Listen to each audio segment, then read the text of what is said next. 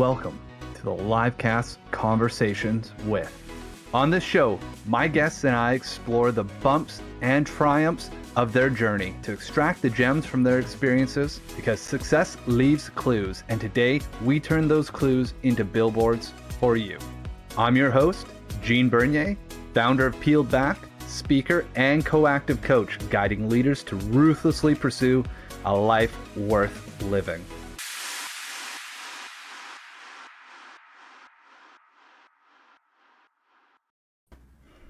Hey everybody, welcome to episode 98 of the LiveCast Conversations With. Today my guest is Shawn O'Neill.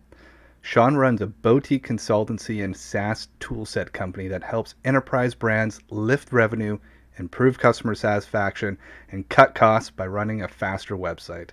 He's on a mission to reclaim 100 years of human potential, 100 tons of CO2 emissions, and to generate 100 million in incremental revenue for his clients, 10 milliseconds at a time, through site speed improvement. He obsesses over smoothing the interactions between people and their goals by eliminating friction in human and digital interfaces. Shawn, welcome to the LiveCast, sir. Thanks, buddy. Good to be here. It's great to have nice you. Intro. Thanks. Wow. It's always interesting when you hear your own intro being read out. So in real time, yeah. So let's jump into it. So obviously there's been a journey on your path to building up Speedsense to where it is, to becoming the person that you need to be that. And through that, there's some bumps and there's a lot of triumphs along the way. Let's kind of share a little bit about where this journey started for you. I feel like I answered this question recently for some sort of intake of a coaching program or something like that. And I realized that I've been obsessed with like human computer interaction since a long time ago. There was this like, I've completely forgotten about this and then remembered it when I was filling out that intake form. There was a video game I used to play on like our 486 when I was like 12. And it was this stunt driving, maybe you remember it. I think it was just called stunts.exe. I mean, that's how I knew it. And it had the stunts floppy. And you could use the mouse to control your car. And so I ended up building this like little Lego rig to hold the mouse on top and like a shaft that would, as I turned the wheel, the mouse ball would rotate, because mice had balls back when we were children. And so I remember that the other day. I was like, dude, I built like this like driving sim rig when I was 10 or whatever out of Lego. And now, I've got a fancy steering wheel that I play racing games with whenever I have time. But yeah, it's been a lifelong thing. I've just always been obsessed with like computers and tech and gadgets and stuff like that. So fast forwarding like a decade after that, I went to university, studied computer engineering, started working in software after that, and quickly gravitated toward the UI front end sort of aspect of software. And then over time, over the course of another decade or so in my career, had a lot of opportunity to work on front end and lead front end teams and development teams in general at Full Stack, and always was like really into speed and performance, right? And because of this race car game, right? It all comes back to building that race car game. Need for Speed 2. Need for Speed 2 is the best one. So I sought out a few projects where I could consult as a web performance, optimization expert, and it went really well. And then I thought, there's a few mentors in that space who'd been doing web performance consulting for many years, and so I chatted with this one guy, Tim, who was really generous with his time. And I asked, like, why did you decide to go, the name yourself as the brand versus like spinning up a company? And he shared his thoughts. And so the decision to start Speedsense sort of came from like not really aspiring to be a speaker or an author, and a little bit more ability to build a team behind it, easier to recruit. So Speedsense was spun off about 3 years ago, or created, incepted. Yeah. And I bought the domain name that, when you're first starting your company, what.com can I get for like $3,000? And that was one of them, and I liked it, and so it stuck. Yeah, and now we help enterprise brands speed up their websites through consulting and deep analysis. We have a tool set to monitor their performance against their competitors. And we help them prioritize which tasks to work on, because when you've got thousands or tens of thousands of URLs, there's millions of data points around performance, and it's difficult to know where to start. So we help Right. quantify ROI and site speed to give the devs a fighting chance to improve conversion. That's a very condensed version of that story. Now imagine within all of that, I hear from the place of like, oh, choosing to go Speedsense versus the Shawn O'Neill show is, do you had some strong resonance for building this team? Now I know you've got a bit of a team and everything else over the last 3 years that has started to grow. Do you still feel in that place of not wanting to have your name out front as the head of all of that? Yeah, great question, eh? Not so much. I think it's kind of inevitable for a small shop. The founder is the brand. I'm kind of inextricable from it right now. And of course, no discredit to any of the dozen people or so that help me in some huge and some tiny ways. Help us. But yeah, I experimented with like trying to build momentum behind Speedsense, trying to build a following, and it's challenging. And so now I'm swinging the pendulum a little more in the other direction, doing content on behalf of Speedsense, like just putting my face out there more, because I think a lot of for me, I'm not a salesperson by background. I'm an engineer. I worked at Future Shop and sold there, but I wasn't very good at it. I just liked the tech, like the iPods and subwoofers. Sorry, I lost my train of thought there. Yeah, I'm kind of feeling it inevitable to have to present myself. And when I get to meet people and have conversations, that's when we build really good relationships, and that's when we can have really successful outcomes for their teams. So it comes down to hire Speedsense as much as they want to hire myself and my team. Well, and then I think there's also that there's a component of that evolution there. So I hear from the story is like you had a specific set of skills. No Liam Neeson references needed here. And you were able to chase the bad guys down, which is the ability to slow sites down. Yeah, the render blocking able to sell them. So through that, you took those skills and discovered there's a need for that. There's a way that you can start to bring that. And over these last 3 years, you've been evolving through how do you deliver upon that and building that. Sure. Yeah. You just also made me think of this discussion I had with the mentor a few years ago, and just following that community. As a developer, I was following like the bleeding edge of what are the best practices? What can the browsers do now? What kind of techniques are there? And I kind of see that as like the theoretical science, as in like you're going to study chemistry, versus going to study chemical engineering, which is like the application of the proven theoretical science, and it's been productized or it's packaged up and ready for sale. And so I see Speedsense as that application of best practices. It's less theoretical. It's more just real world use cases. Right. You're being able to take this theoretical and apply it to an actual real business problem that people are having, which is like, how do they get their message? How do they show up on those little mobile devices and any device at a speed that we're all kind of getting acquired to and accustomed to having, knowing that that's a friction point. It's the expectation for sure. Yeah. And the brand, your perception of fast is set by the brand, the FANGs of the world, like the behemoth tech companies that have $100 million engineering departments. So unfortunately, that's the expectation. And if your site is 3 seconds to load, whereas Amazon is 1, then people are going to feel that, and then there's a whole profitability cascade that falls out of that. Right. So and being able to identify it and reset to that is important. From that place of going, there are behemoths out there. How has the idea of expectation shifted with you over these last 3 years? Of how do how do you understand what the expectation is, and then how do you speak to it and then deliver to it? Expectation in the customer's mind based on the Sure. industry. Is that sort of what you're saying? Yeah. Yeah. How has that shifted for me? I think initially it was more exploratory. So when I was a consultant, the engagement was like, hey, I'll come in and work with your team. We'll figure out which metrics work for your clients, which ones are most impactful. Where are you losing traffic? Where are users bouncing? Things like that.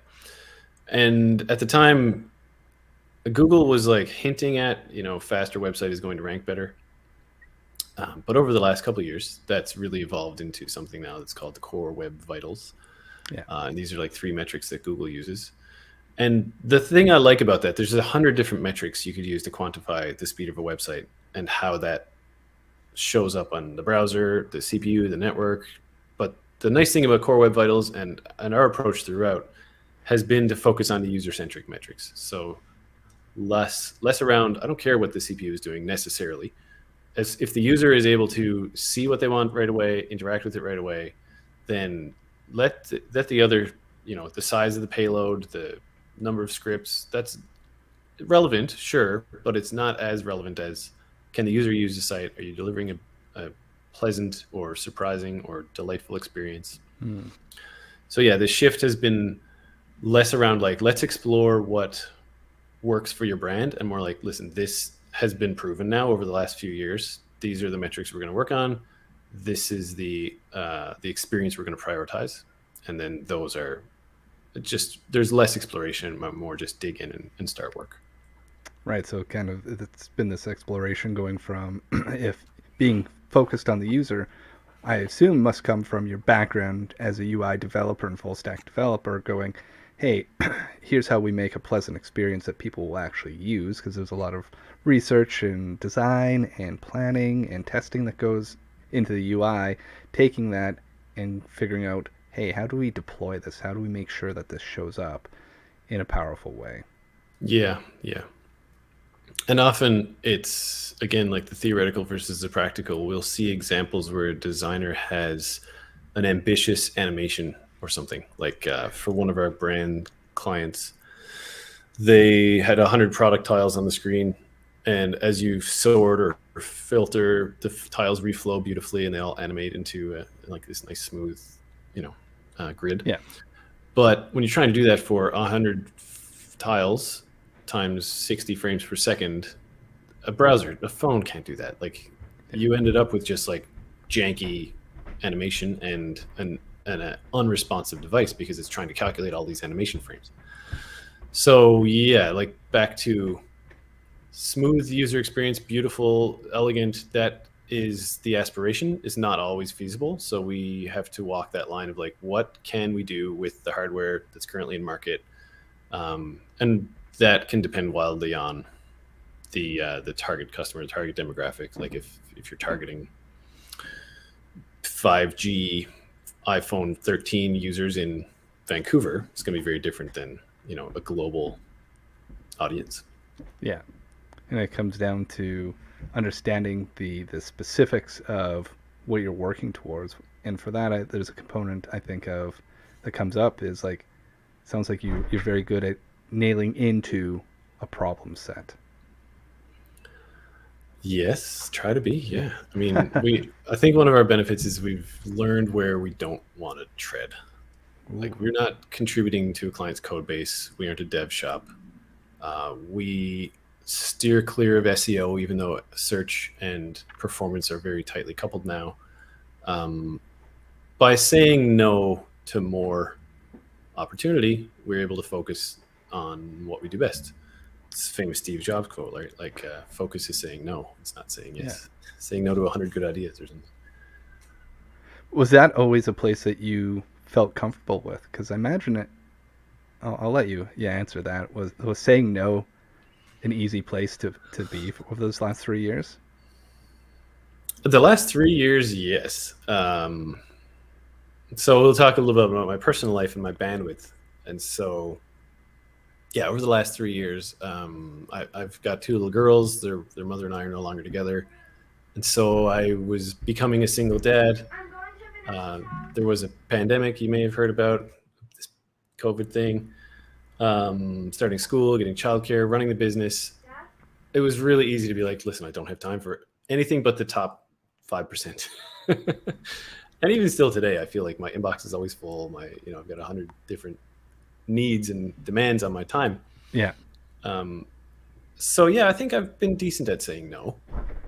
Unfortunately, sometimes I say no to things that would be best for me, because go for a bike ride and because it's sunny. Like, no, I gotta get this deck ready for the next pitch meeting or whatever it is, right? Like,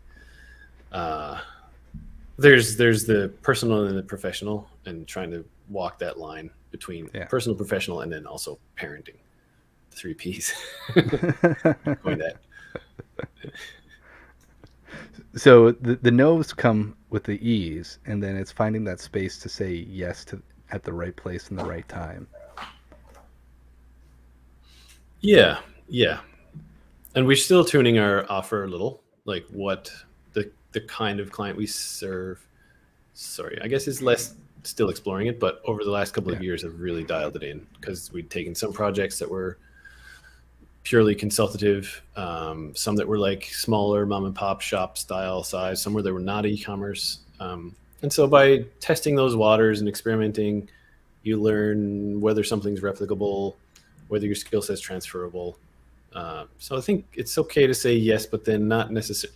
No one a yes needs to become a no. Like, okay, that was a good experiment, but we've validated that that's not the direction, and that's good. That failure is success. Like, we've tried it and it failed. Okay, excellent. Now we know not to try that again. That's an interesting idea, but when knowing when to say that yes becomes that no, and holding that line. Was that an easy space to get into as a leader, as like growing a company, to be like, oh, I said a yes to this, and now it needs to become a no? I had been lucky earlier in my career to have experience managing product, managing engineering teams, and site migrations, and pretty complex architecture. And so, yeah, I guess I'd burned my hand enough times on, let's take on this really ambitious thing, to see it just spiral. Like, the first 90% of the work takes 90% of the time, and then the last 10% takes the other 90% of the time. And some stuff just never ships. And so I think I'm more cognizant of opportunities for scope creep, where something could balloon. And I really, when I'm undertaking a project now, want, perhaps I've swung the pendulum too far the other way, but I really want to have an understanding of scope before committing to even beginning.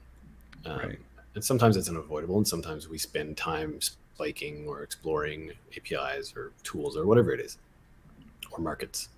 Yeah. Well, and I imagine that like all that experience as well has helped shift as you've grown, because at the start you said you were a consultancy. Even in the write-up we talk about being a SaaS, so there's a product that has come from the experience, from learning to say yes to the right things and no to the right things as well, that is now becoming something that's a little bit more repeatable, and building sure.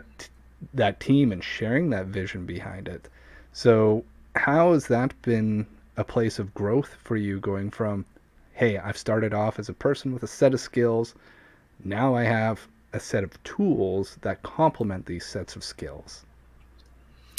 Great question. Yeah, it's funny because when I was a dev lead for front end, there was a performance company in the city that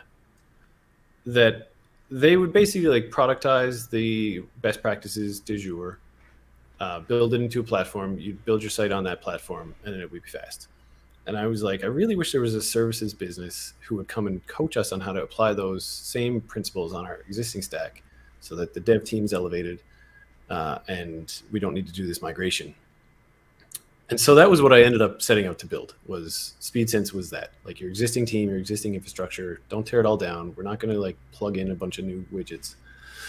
And then in doing so, the same kinds of problems needed to be solved at all of our clients. Like, for example, When you run a page speed scan on a URL, there's innate variability. If you run it 5 times in a row, you're going to see different scores, different metrics. There's non-determinism in the internet and in the way requests are routed, and sometimes caches are warm, sometimes different file loads and executes first. So it's tough to once a day run an audit, and then you're going to get a lot of noise, and it may be higher noise than signal. And so we've had to build some tools that sort of address that. And then those have become over time a set of tools that we use to perform our audits, and then help us monitor the performance of the brand that we're consulting with as they roll out their new changes. And some of our clients have said, well, this is like, now we want to continue on this. We tend to uncover, it's a lot easier to find the problems than to solve them. So we always outpace the dev team on discovering the opportunities for performance. And then inevitably they need, 6 or 12 months to catch up. So it's kind of like we build them this big backlog, and then we set the monitoring in place so that they're empowered to go build the changes. We can coach them on implementation and validation and all that stuff. But yeah, the tool set that's evolving is this SaaS monitoring product that's a blend of like synthetic data, real user data, analytics data, and it's got like some competitive analysis. I'm just listing features now. Yeah, I didn't set out to build a SaaS tool, but it has become, it's an evolution from the services. And I love that the services are educating what it needs to be, because the clients are telling us like, oh, I wish I could see that in there. So we added in. That's interesting that you're able to, I think it's good to be growing that, and that's a sign of growth, but listening for what the clients are actually asking for. Like you talked about that signal and the noise is like, what if this is noise and what if this is actual the signal that is going to drive towards hitting your goals of the reduction of CO2 and the increase of revenue 10 milliseconds at a time. Yeah, how do we I think one thing that we do is aggregation, but more from like the client input perspective. You're right. Yeah, not every team is the same, so there's often like a distribution of skill sets, a distribution of appetite for this kind of work. So we'll often we aggregate data to provide our insights and our recommendations, but same thing for the product. Like we'll aggregate feedback from across the client set, and I think that's generally the recommended way to go about soliciting user feedback. Is one vote is not necessarily statistically significant, right? Though, I mean, when you're getting production bug reports, one report probably means 100 other people have experienced that, and they just haven't said anything true. So there's a flip of the bug versus a potential new enhancement. Yeah, for sure. I think that in itself makes sense. Where I'd like to understand a little bit more is the evolution that you've gone through from being like, hey, I'm the guy doing all the things, to now having a team, and what that growth has meant in the way that you show up at work as the CEO and founder of Speedsense. Because there's definitely been that would require a shift. Yeah. As I guess the technical founder, I kind of realized early on that the skill that I'm most likely to dive into and just spend too much time on is the technical. And so that was the first side that we outsourced, was bringing on a developer, Sam. He's fantastic. But my perspective then shifts a lot, right? Like, Sam's got kids and a mortgage, and so it's no longer, oh, I'll get a contract if I can find one, and like I'll work really hard this month and take next month off. Like, now it's an entity that has a life beyond its own, or beyond its owner. So my role now is to kind of like set the vision and stay 6 to 12 months ahead of where we are today. Right. So it sounds sometimes like that's like a lot of leap of faith. I told my buddy the other day, like, we're embarking on this website and positioning and branding sort of reiteration, and I was like, I'm definitely letting go of the last Tarzan vine, and like, there better be one there. I feel like that's entrepreneurship. I think that's a great metaphor for it. It's you're swinging through, going, well, there was another one there before, and I can see the next one. Do I've got the momentum to go ahead and grab it? And part of that comes with that leap of faith, and within all that, there's like a responsibility theme that has to come up with it. Like as you say, this has shifted from a lifestyle like solopreneur world to being an actual business because you have team members. So that it's interesting to hear when you talk about like the skills that you had. It's not where you went. You went about the responsibility that you now hold and how that has grown and shifted from being like, hey, it's my responsibility to go get clients if I want clients, to, oh, my team requires me to have my shit together and talk about this vision and being able to present it because it's not just my family. I have multiple families now that are reliant on that. It's a different game, a different place of sitting from. Yeah, yeah, it's heavy, but it's good. I mean, it kind of it's motivating in a way as well. Like you're accountable to the people that have chosen to join you on this mission, and that can be really motivating when someone else is there to share the stoke and really get amped on. Like, wow, did you see that? Did you hear what they said on that last call? Yeah, it's exciting. That's interesting, and I imagine as you've grown with your team, with you and Sam as the start of that team, the way that you guys have worked together. What's the evolution been like going from solopreneur to somebody who's been a team leader in the past, feeling that solopreneurial world, to going, oh, now I'm leading a team again, and I'm the head of direction? The scariest part was signing that original contract to be responsible for someone else's salary. But yeah, that's a good one. That's a good question. You said something at the start of that where I had a thought and lost it. I think, the skill set. Just come again on that. Just hit me with that again. All right. So we talk about you were a team leader for another company. Yeah. You had a set of skills, went off, did it yourself. Now you're building your own team.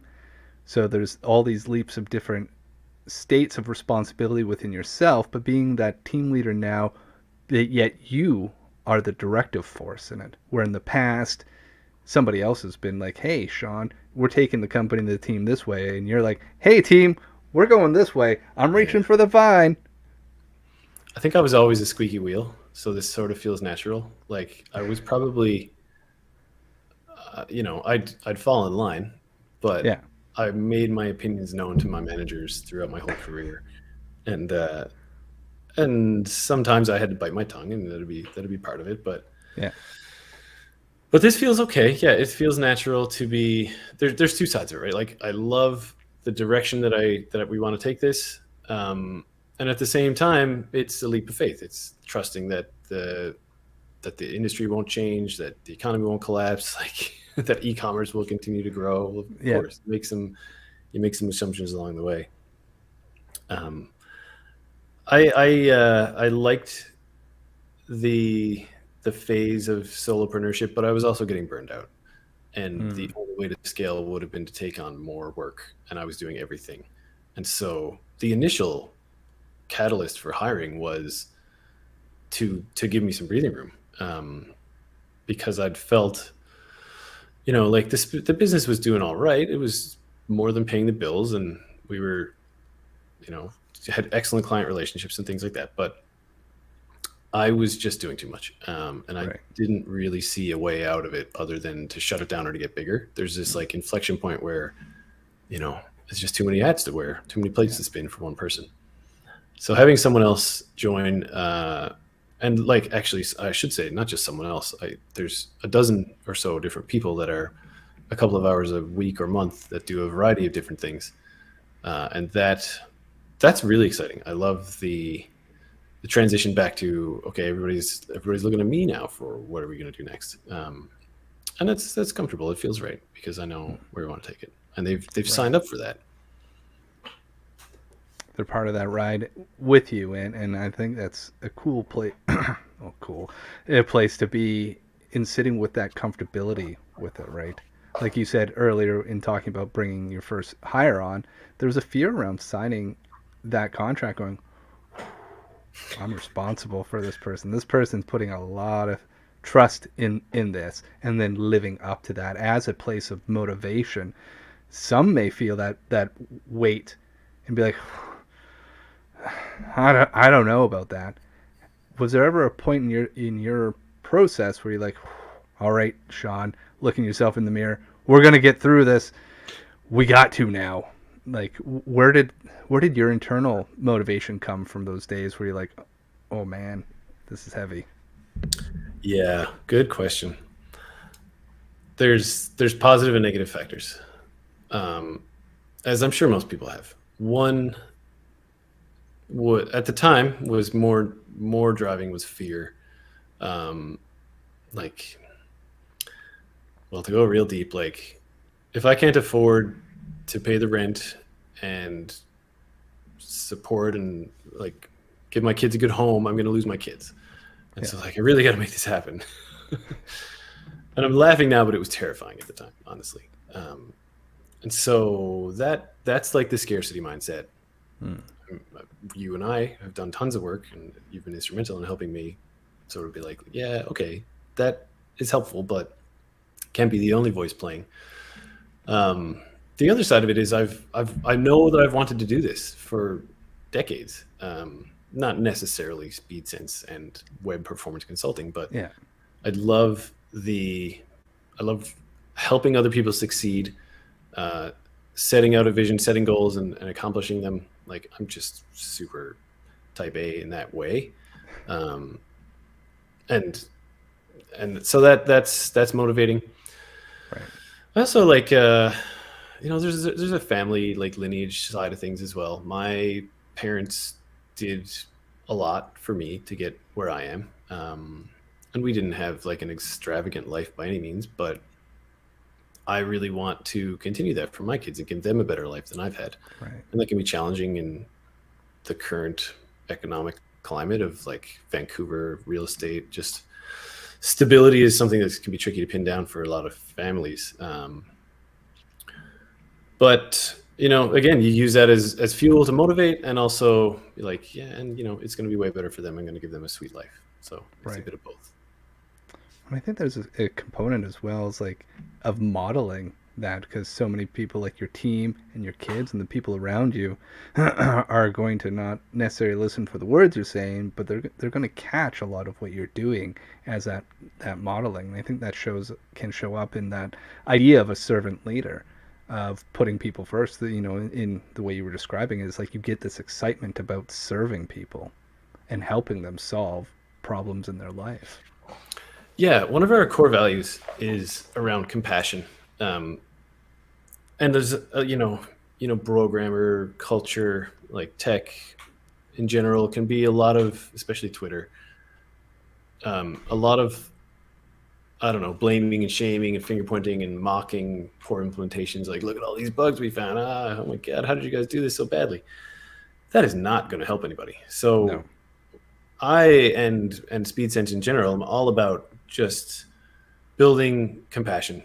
Like, everybody's doing their best, and just because there's a mess here doesn't mean anybody tried to make a mess.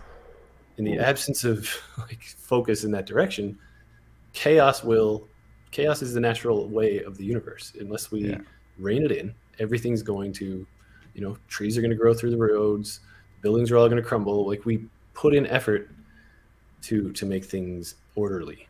And so it's really, we do that without shame or blame or finger pointing.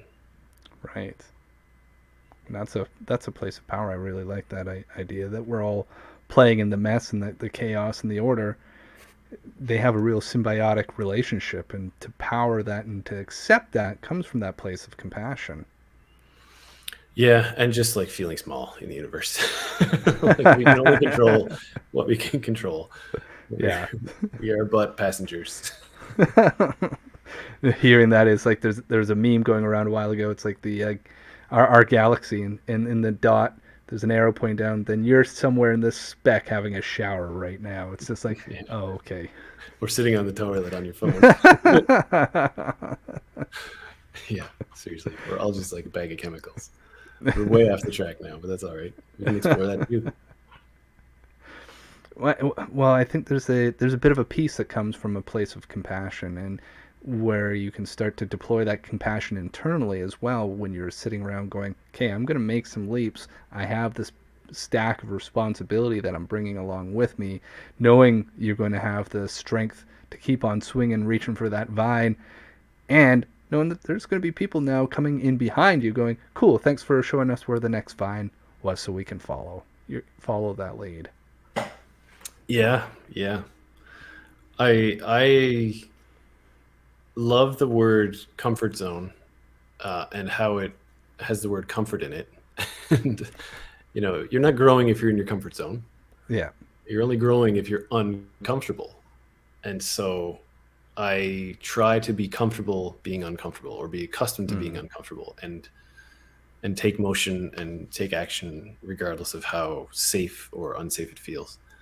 And it's serving me generally well. It's it's tough sometimes, and I've been challenged by other folks, by like friends, relationships, mental health professionals, to be like, just let yourself be comfortable every once in a while. It can't be all gas all the time. Yeah. And so that's something I also have to work on, is like basking in comfort. It's like choosing where you want to take your vacation.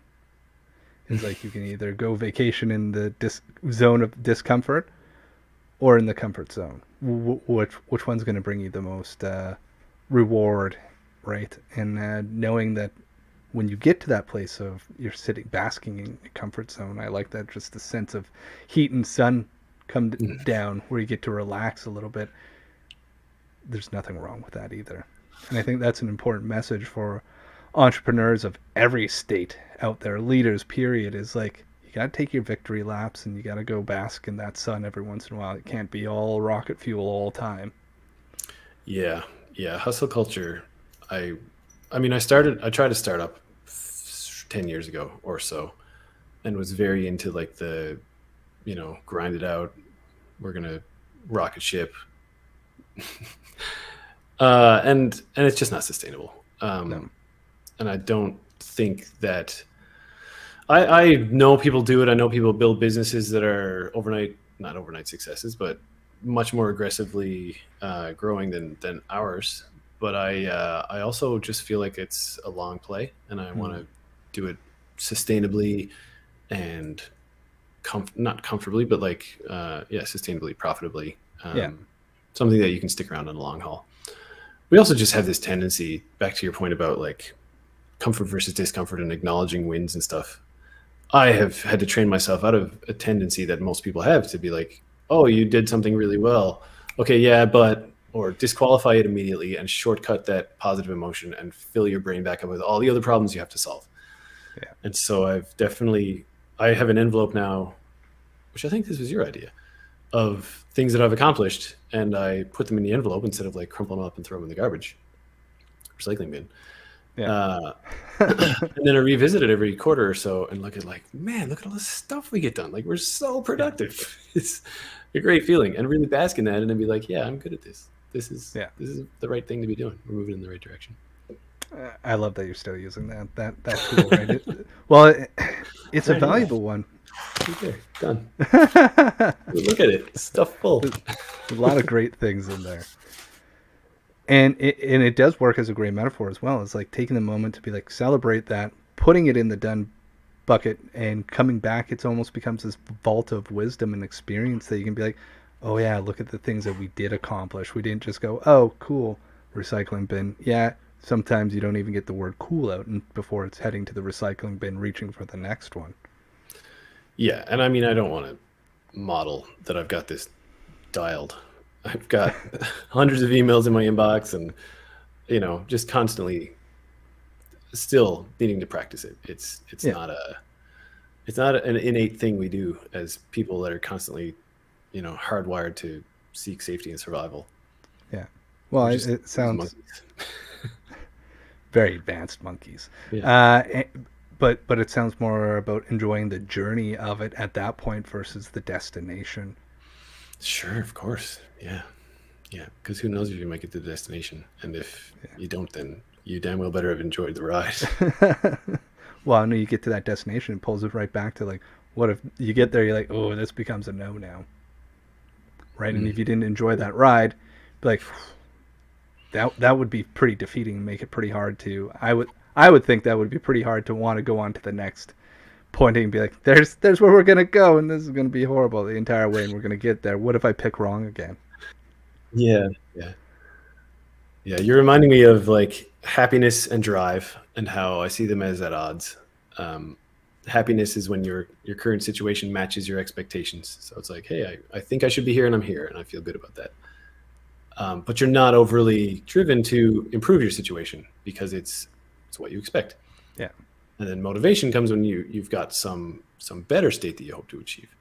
And then if the better state is always outpacing the current state, then you're never really happy. You're never satisfied. Yeah. And so I see those things as I need to deliberately temper drive occasionally, periodically to refresh. Otherwise, it's just like I'm going to check out. I'm going to be like, oh, I can't be all on all the time. Forget it. Yeah. Burnout. And there's something about learning about finding the disconnecting those as well, though. Is like going, I have my drive, and can I still be happy while I'm taking the cruise? Because not the entire. Sometimes I'm stopping to fill that car up back with drive gas, and away we go, and enjoying that while still being driven, motivated, and all these things. There's so much place to grow and explore and actually stepping into it as a leader. It's like that's part of that role. Is like I have to get right with this. Yeah, and I need to be here for the long haul and sustainable. Yeah. I mean, everybody's probably had a manager that they could see was just frazzled, and you don't feel safe then. And safety in you can't do good work if you don't feel safe. So the most important thing for me is to protect the people so that they can do what they do well and not worry about the 100 other things that you have to catch as a leader, and then simmer on and delegate or don't, or just say no to. It comes down to making that choice and finding out which one's the most resonant in that moment and accepting it and moving from there. Well, Shawn, you know how I said before the show I was going to look up and lose track of time?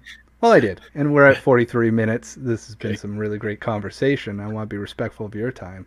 So before we move on, this is an opportunity just to give another quick shout out to what you're working on at Speedsense and who may be the right type of people to have a conversation with you.